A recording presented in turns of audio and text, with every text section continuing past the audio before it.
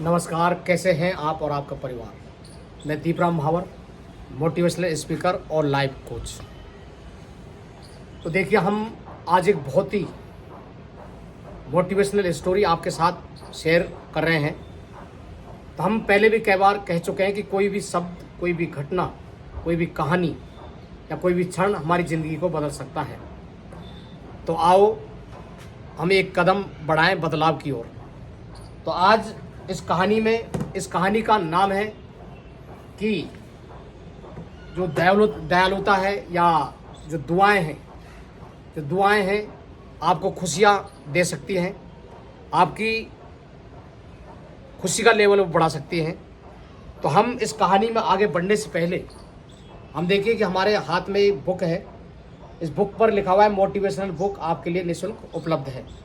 तो इसके बारे में हम अनेकों बार बताते हैं कि ये जो बुक है बहुत सारे लोगों के जीवन में परिवर्तन ला चुकी है। उनके लाइफ में चाहे वो सफलता हो, चाहे जीवन में आगे बढ़ना हो, तो उसमें परिवर्तन ला चुकी है।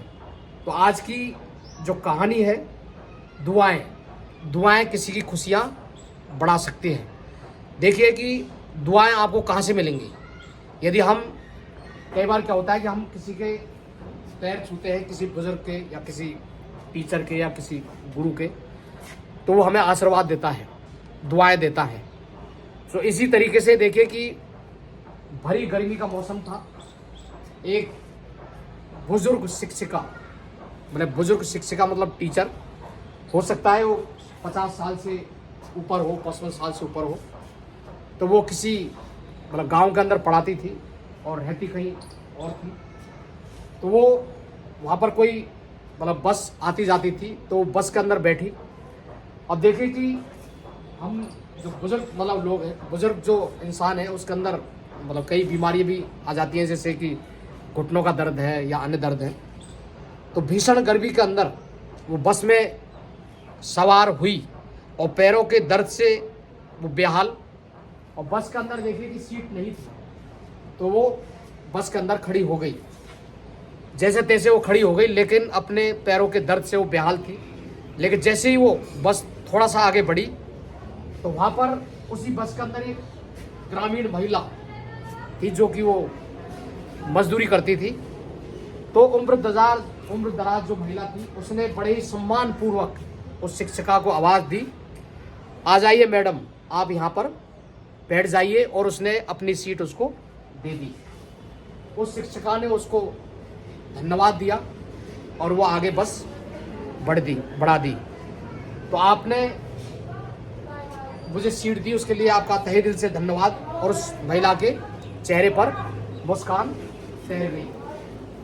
तो कुछ ही देर बाद शिक्षिका के पास वाली सीट खाली हुई और जो उम्रदराज जो महिला थी ग्रामीण, वो वहाँ पर खड़ी हुई थी। और उसी बस के अंदर एक औरत थी जो कि छोटा सा बच्चा उसकी गोद में थी। और जो उम्रदराज महिला थी वो सीट पे न बैठकर जो सीट खाली हुई उस पर उसने उस महिला को बैठा दिया, जिसकी गोद में छोटा सा बच्चा था। अब वो अगले पड़ाव पर वो महिला उतर गई, फिर वो सीट खाली हो गई। लेकिन वहाँ पर एक पहले से ही एक कमज़ोर जो कि ज़्यादा बुजुर्ग थे, उस उम्रदराज महिला ने उस बुजुर्ग को वो सीट दे दी और बस आगे बढ़ती चली गई। अब बस आगे चलती गई तो वो बस अपने मुकाम पर पहुंचने वाली थी। अब उस बस के अंदर गिनी चुनी सवारियां रह गई, तो नेचुरल है कि उसके अंदर सीटें भी खाली हो गई। तो वहाँ पर जो शिक्षिका थी उसने बड़े ही सम्मान पूर्वक उस महिला को कहा कि भाई अब तो बैठ जाओ। उस महिला ने उससे पूछा कि इस पूरे सफ़र के दौरान कितने बार सीटें खाली हुई, लेकिन आपने उस सीट को नहीं लिया और दूसरों को वो सीट दे दी, तो ऐसा क्यों? लेकिन आप लोगों को बैठाते रहे, खुद नहीं बैठे, इसमें क्या है?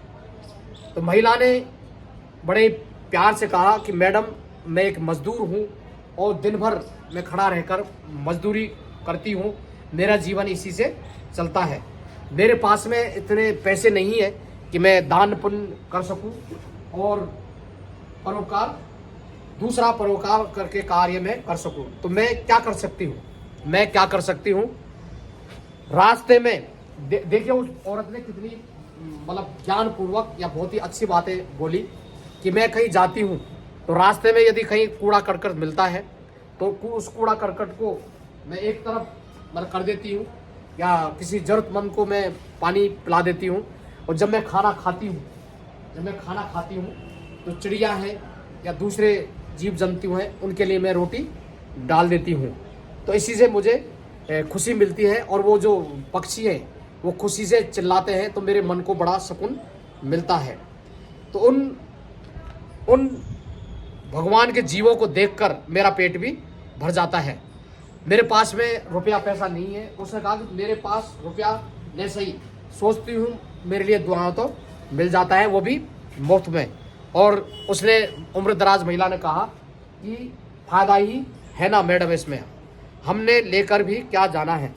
तो शिक्षिका ये सुनकर अवाक रह गई। वो आश्चर्यचकित होकर बोली कि एक अनएजुकेटेड महिला, अशिक्षित महिला से दिखने वाली मुझे बहुत बड़ा ज़िंदगी का पाठ मुझे सिखा दिया।